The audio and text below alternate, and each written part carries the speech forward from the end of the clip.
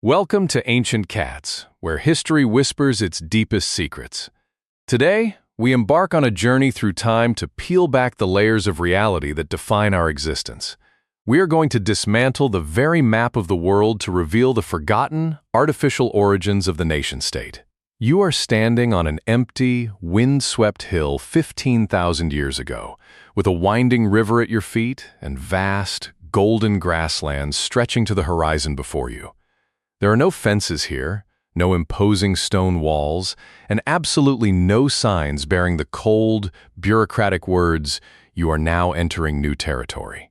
The earth beneath your bare feet belongs to no one, or more accurately, it belongs to everyone, which, in the logic of the Paleolithic, means the exact same thing. You are free to walk in any direction your feet can carry you, following the migration of herds or the seasonal cycles of fruit without ever having to show a passport, identify yourself, or worry about crossing an invisible, guarded border. In fact, for the vast majority of human history, almost 98% of our existence, that was the default state of human life. There were no countries, no empires, no sovereign borders, and no rigid administrative lines on a map. There was just the land, the sky, the seasons, and the people living within them. Yet, within just the blink of an evolutionary eye, the last few thousand years, a wildly powerful, arguably intoxicating idea was born that now binds the lives of 8 billion people today. That idea is called the nation-state. So, how did we get here?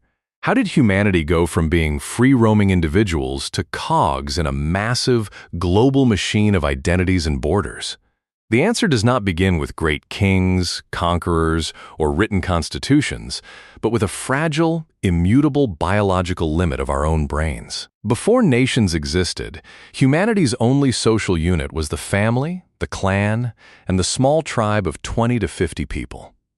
Evolutionary psychologist Dunbar famously pointed out that the human brain possesses a hard-coded cognitive limit for the number of stable social relationships we can manage.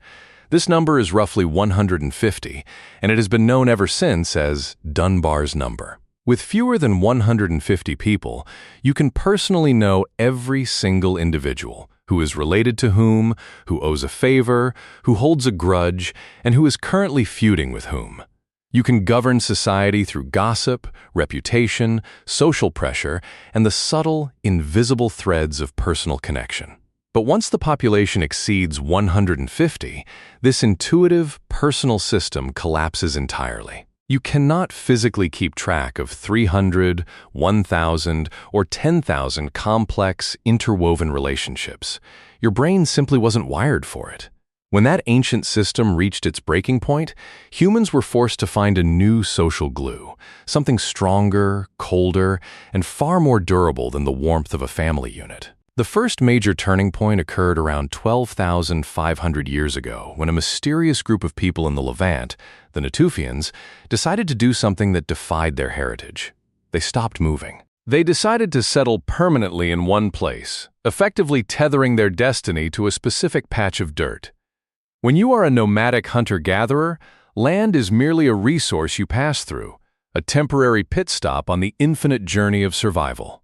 But when you stop, build a stone house, and bury your ancestors right there in the ground, the land suddenly transforms from a resource into an identity. The first graves weren't just for the dead. They were the first declarations to the world that this territory belonged to this lineage of bones. But graves were just the beginning of the trap. To hold these growing groups together, they needed something that transcended the individual. They needed shared faith. At the site of Göbekli Tepe in modern-day Turkey, dating back to 9,500 BC, hunter-gatherers gathered from across the region to erect massive limestone T-shaped pillars. These structures are 5.5 meters tall and weigh up to 10 tons, built 7,000 years before the Great Pyramids. They didn't have permanent settlements nearby. They came together specifically to build something larger than themselves. As the archaeologist Klaus Schmidt once observed, the temple came first and the city followed. Faith was the first technology that allowed humans to cooperate beyond the biological limit of the 150-person tribe. But faith alone wasn't enough to sustain a state. They needed a metabolic engine for civilization, grain. Around 10,000 years ago, the domestication of wheat in the Fertile Crescent changed the trajectory of human history. Political scientists like James C. Scott have argued that the first states were not accidental. They were meticulously formed around the cultivation of cereal grains. Unlike yams or cassava that grow hidden beneath the soil and are impossible to centrally measure, wheat grows above ground, ripens all at once, and is highly visible.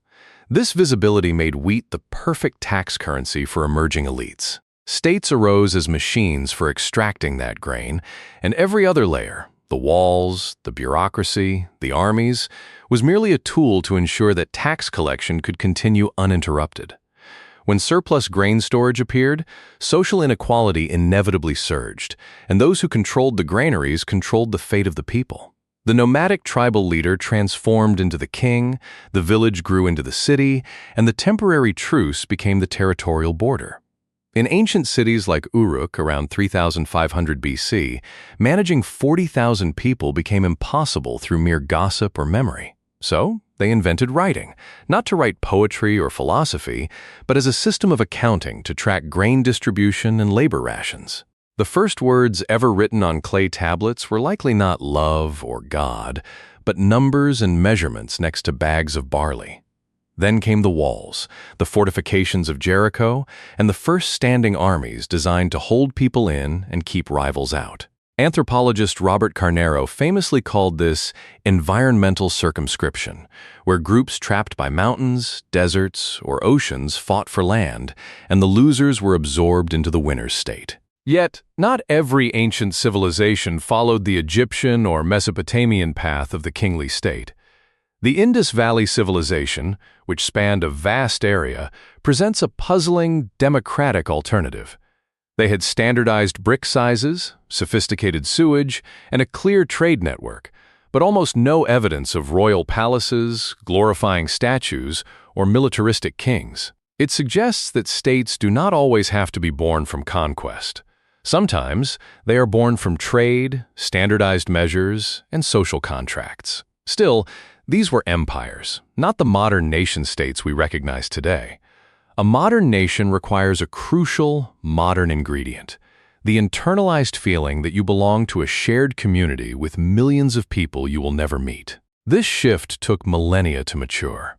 The year 1648 is often cited as the birth of our system, with the Peace of Westphalia ending decades of religious carnage and defining the principle of state sovereignty. It established that inside your borders, you are the master.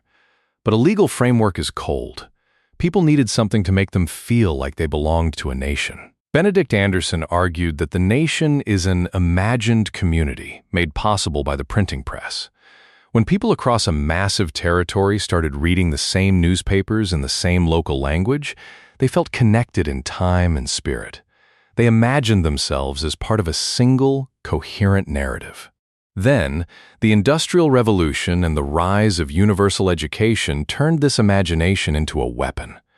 Nationalism became the engine that forged nations out of diverse, multilingual populations, forcing people to identify with a single flag and a single language. Think of the 19th century unification of Italy, where the leader Massimo d'Azeglio famously remarked, "We have made Italy, now we must make Italians." The nation came first, and the people had to be molded to fit it.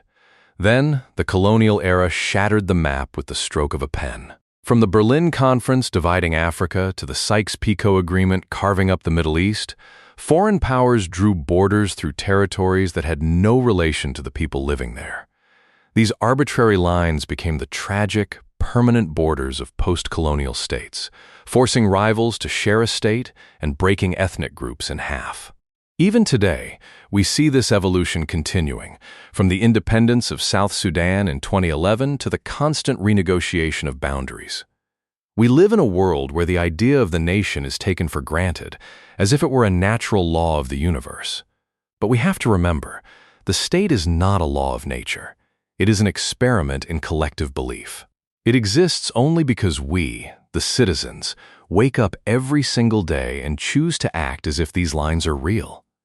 If we ever collectively stopped believing, if we stopped paying taxes, stopped respecting passports, and stopped identifying with the flag, the nation-state would evaporate overnight, just like a ghost at dawn. We have spent 15,000 years building this architecture of belonging, and perhaps we are still just learning how to live within it.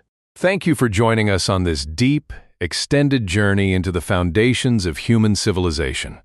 We hope this exploration has shed light on the invisible cages and comforts we call our countries. Don't forget to like, subscribe, and share this video if you found this deep dive into history truly enlightening. We look forward to seeing you in the next installment, where we will peel back another layer of the mysteries of our past.